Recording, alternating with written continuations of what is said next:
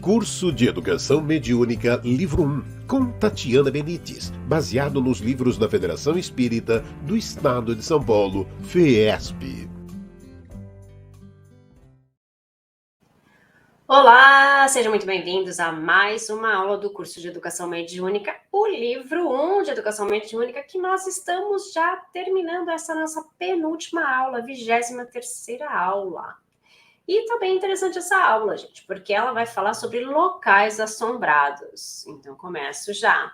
Locais assombrados são locais onde se verificam as manifestações espontâneas de espíritos provocando barulhos e perturbações de toda ordem, e sempre foram objeto de muitas especulações.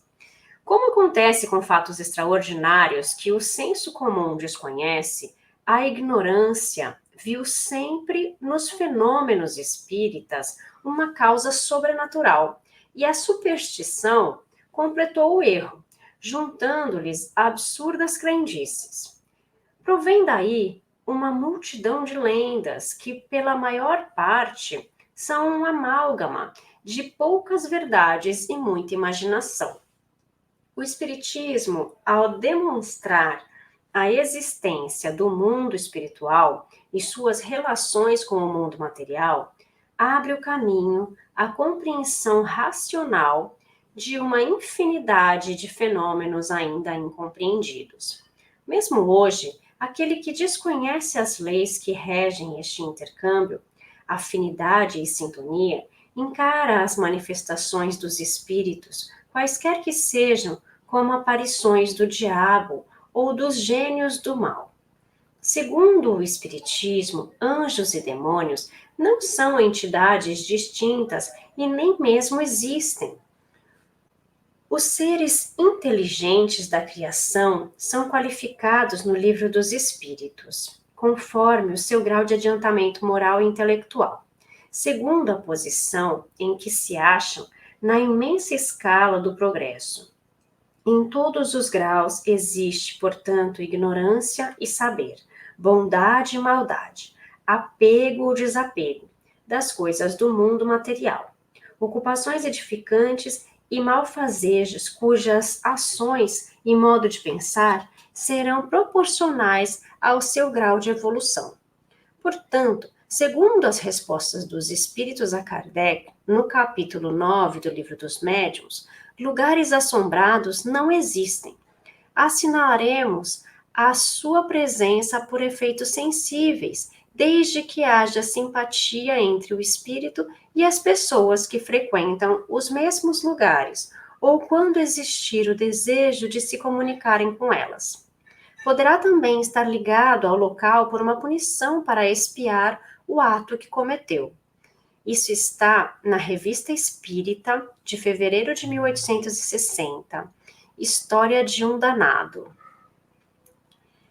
Se existirem manifestações, elas não se prenderão aos dias ou horários específicos, porque para os espíritos não há equivalência ao nosso controle do tempo. A escuridão, o silêncio, o aspecto lúgubre do local não favorecerá a realização do fenômeno, mas somente excitará a imaginação da mentalidade supersticiosa. São os pensamentos, as intenções que os atraem ou os repelem, não sendo, por isso, possível afastá-los pelo exorcismo. O melhor meio de expulsar os maus espíritos é atrair os bons. O que acontece quando fazemos o maior bem possível, disseram os espíritos a Kardec. E ainda, sede sempre bons e só tereis bons espíritos ao vosso lado. A conclusão, portanto, é que os espíritos se ligam a locais ou coisas materiais, nunca são superiores. Os espíritos que se ligam a locais ou coisas materiais nunca são superiores, mas, por não serem superiores, não têm de ser maus ou de alimentar más intenções. São mesmo, algumas vezes, companheiros mais úteis do que prejudiciais, pois, caso se interessem pelas pessoas, podem protegê-las. Olha só Que interessante, né? Quantas pessoas e quantas vezes nós já não ouvimos falar em locais mal assombrados? Quantas vezes nós também já não fomos a locais e a gente falou, gente, esse lugar aqui é mal assombrado. Por quê? Porque a gente se sente mal, ou porque a gente imagina coisas, ou porque alguém contou alguma coisa. Eu lembro de um experimento social que fizeram nos Estados Unidos, de pessoas que iam alugar uma casa, ou comprar uma casa, o que seja, e iam visitar essa casa. E eles adoravam, a casa era linda e tal, e falaram assim, é uma pena que uma pessoa morreu aqui. E daí, na hora, a pessoa já mudava e falava, nossa, bem que eu senti mesmo uma energia, bem que eu, né? E daí vinham as mudanças, porque a nossa imaginação é muito forte. Então, a maior parte das vezes, a gente imagina coisas e acaba levando isso para a nossa realidade. Né? A gente acaba mesmo vendo coisas, né, da nossa imaginação, a gente acaba atraindo coisas que não precisa, né? E como ele fala, né, e que tem até histórias, tem muitas histórias na Revista Espírita, né, de casos de locais mal assombrados e tudo mais, né? Mas o importante é que a gente entenda que o que a gente precisa é mudar a nossa vibração. Por quê? O espírito pode estar ali preso por causa de algum acontecimento? Pode sim. Mas se nós mudarmos as nossas vibrações, se nós pedirmos auxílio também para esses espíritos, né, isso pode mudar. E uma coisa também interessante que ele fala é que nem sempre esses espíritos são ruins. Às vezes eles estão ali. Eles não estão ali para fazer maldade, eles estão ali, né? Vocês já assistiram um filme antigo que se chama Os Outros? Esse filme é muito bom, talvez consigamos explicar um pouco. Ele é considerado como um filme de medo, né? Mas não é. Para nós que estudamos o espiritismo, ele mostra muito coisa da espiritualidade e é um ponto de vista bem bacana. E não vou falar muito do filme, eu já falei no meu canal, a gente tem lá uma sessão pipoca falando dos outros, mas não dá para falar muito, porque senão a gente dá spoilers. Mas é um filme muito interessante, porque vai mostrar vários aspectos de um local considerado mal assombrado. Né?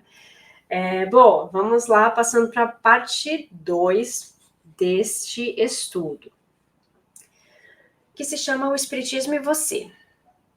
Ultrapassada esta fase inicial do Espiritismo, quando se associavam a esta doutrina crendices populares ou a ideia de seita milagreira, dentre as muitas distorções a ela atribuídas, já é possível visualizá-la nos seus 3 aspectos, como ciência, quando pesquisa os chamados fenômenos paranormais com métodos próprios, como filosofia, quando interpreta a natureza dos fenômenos e formula a concepção do mundo e de toda a realidade segundo as novas descobertas científicas, e como religião, em decorrência das conclusões filosóficas baseadas na sobrevivência humana após a morte e nas ligações com o cristianismo, sem aparatos formais, dogmas de fé e sem sacramentos. No entanto, é preciso considerar que o Espiritismo se tornará uma crença comum e marcará uma nova era na história da humanidade, porque pertence à natureza e chegou o tempo em que deve tomar lugar nos conhecimentos humanos. Kardec adverte que as ideias só se transformam com o tempo e não subitamente. Elas se enfraquecem de geração em geração e acabam por desaparecer com os que as professam e que são substituídos por outros indivíduos imbuídos de novos princípios. Ao se deparar com a atitude de pessoas diante de fenômenos espíritas, de espanto, admiração, medo, constata-se a presença da lei de adoração, proveniente da ideia inata de Deus no homem. Esta lei ocasiona, quando mal entendida pelos homens pouco evoluídos, a reverência pelos poderes misteriosos da natureza, levando-o a toda espécie de superstições e crendices dentro do aspecto mágico e sobrenatural, referente ao estágio natural do homem diante de fenômenos que ainda não compreende. Com o Espiritismo, a humanidade deve entrar numa fase nova, a do progresso moral, que lhe é consequência inevitável, promovendo o desenvolvimento dessas ideias em etapas naturais caracterizadas por 3 períodos distintos. O primeiro é o da curiosidade provocada pela estranheza dos fenômenos. O segundo é o do raciocínio e da filosofia. E o terceiro, o da aplicação e das consequências. É oportuno transcrever as palavras de Pedro. Por isso mesmo, aplicai toda a diligência, acrescentai à vossa fé a virtude do conhecimento. Isso está na segunda epístola de Pedro, capítulo 1, versículo 5. E de Emmanuel, que diz: conseguir a fé é alcançar a possibilidade de não mais dizer eu creio, mas afirmar eu sei, com todos os valores da razão tocados pela luz do sentimento. Isso está no livro O Consolador, na questão 354. É isso, né, minha gente? O Espiritismo e você significa que a gente precisa aprender com ele e colocar isso em prática, né? O Espiritismo veio para provar para nós, através inicialmente de alguns fenômenos, né? Para provar para nós que é possível, porque existe uma vida depois da morte, que nós podemos nos comunicar com esses espíritos, que nós continuamos vivendo depois da morte do nosso corpo. Então, ele veio nos explicar muitas coisas. E, claro, algumas pessoas ainda vivem essa coisa da curiosidade, né? Vivem essa coisa do fenômeno, né? O espanto, a admiração, a adoração de algumas pessoas por causa de alguns fenômenos. Então, são coisas que nós precisamos educar em nós. A gente está falando aqui de educação mediúnica, mas a gente precisa de uma educação moral, mas também educação emocional. Né? A gente precisa entender, racionalizar as coisas que acontecem ao nosso redor, para que a gente consiga viver esse equilíbrio, né?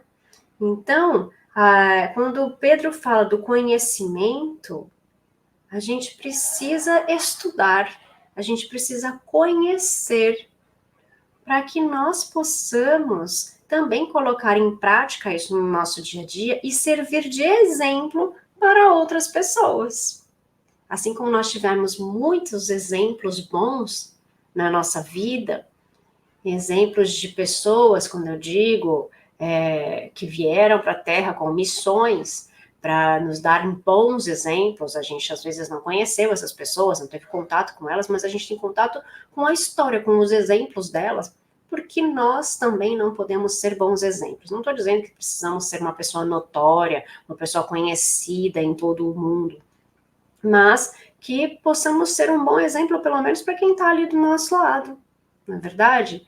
E assim a gente vai melhorando um pouco o nosso entorno. E quando nós melhoramos o nosso entorno, a gente trabalha para o melhoramento do nosso planeta.